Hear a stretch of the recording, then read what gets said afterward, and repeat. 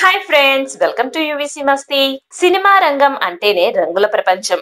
ఇక్కడ నటీనటుల జీవితాలు బయట నుంచి చూసేవారికి చాలా అందంగాను విలాసవంతంగాను కనిపిస్తుంటాయి. ఎప్పుడు పరిస్థితులు ఏ విధంగా మారతాయో అంచనా వేయడం చాలా కష్టం.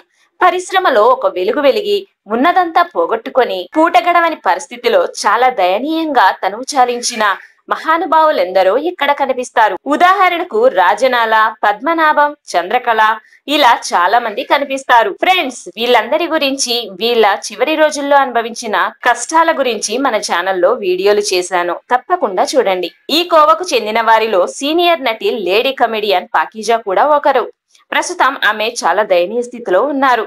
ముందుగా పాకీజా గారి నేపథ్యం గురించి ఓసారి చూద్దాం. దాదాపు 150 సినిమాల్లో నటించింది పాకీజా.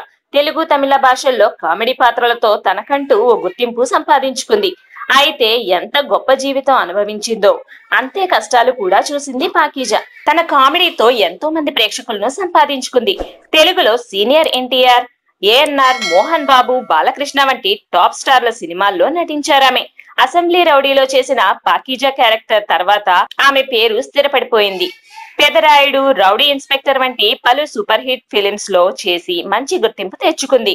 ముఖ్యంగా హాస్యబ్రహ్మ బ్రహ్మానందం, పాకీజా కాంబినేషన్ లో వచ్చే కామెడీ ప్రేక్షకులను విపరీతంగా ఆకట్టుకునేవి. పాకీజా గారి తల్లికి క్యాన్సర్. సినిమాల్లో నటిస్తూ వాళ్ళ అమ్మగారిని చూసుకుంటూ పెళ్లికి దూరంగా ఉండిపోయింది ఆమె. సినిమాల్లో వచ్చిన డబ్బులు తల్లి ట్రీట్మెంట్ తో పాటు కష్టమని వచ్చిన బంధువులకు తోచినంత సాయం చేసేవారు. దాంతో తాను రూపాయి కూడా వెనకేసుకోలేకపోయింది. చెన్నైలో సొంత ఇల్లు లేదు. అంత సంపాదించిన ఇల్లు కూడా కొనుక్కోలేకపోయింది. తల్లి మరణం తర్వాత తన సొంత ఊరు కారైకుడికి వెళ్లిపోయింది. అక్కడ కూడా ఒక పూట తింటే మరో పూట తిండికి వెతుక్కునే పరిస్థితి. ఆమె ప్రస్తుత పరిస్థితి కనీసం తినడానికి తిండి లేదు. షుగర్ వ్యాధితో బాధపడుతోంది. ఓవైపు గర్భాశయాన్ని తొలగించడంతో ఆమె ఆర్థిక పరిస్థితులు పూర్తిగా మందగించాయి. కనీసం వేసుకోవడానికి కూడా బట్టలు లేవు. తన పరిస్థితి గురించి తమిళ నటీనటుల వేదిక అయిన నడిగర్ సంఘానికి, రజనీకాంత్ కు, సీఎం తనయుడు హీరో అయిన ఉదయనిధి స్టాలిన్ కు కూడా విన్నవించుకుందట పాకీజా. కానీ ఎవరి దగ్గర నుంచి పైసా కూడా సాయం అందలేదంటూ వాపోయింది. జయలలిత బ్రతుకున్నంత వరకు ఆమె అన్నాడీఎంకేలో పనిచేశారు. ఆమె బాగోగులు కూడా జయలలితే చూసుకునేవారట. కానీ ఆమె మరణం తర్వాత పాకీజా పరిస్థితి తలకిందులైపోయింది. అవకాశాలు లేక, వేరే పని చేసుకోలేక అవస్థలు పడుతున్నానంటూ చెప్పుకొచ్చింది పాకీజా. కొన్ని రోజుల క్రితం ఓ ప్రముఖ ఛానల్ ఈమెని ఇంటర్వ్యూ చేయగా తెలుగు పరిశ్రమ స్పందించింది. మంచు విష్ణు ఆమెకు మా కార్డ్ ఇప్పించాడు. అలాగే మెగా ఫ్యామిలీ ఆర్థిక సహాయం చేసినట్లు సమాచారం. అయినా ఆమె ఆర్థిక ఇబ్బందులు తీరినట్లు కనబడడం లేదు. పూట గడవక తిరుపతిలో దుకాణాల ముందు ఆమె భిక్షాటన చేసుకుంటున్నారు. కొన్ని రోజుల క్రితం ఆమె జబర్దస్త్ లో మెరిశారు.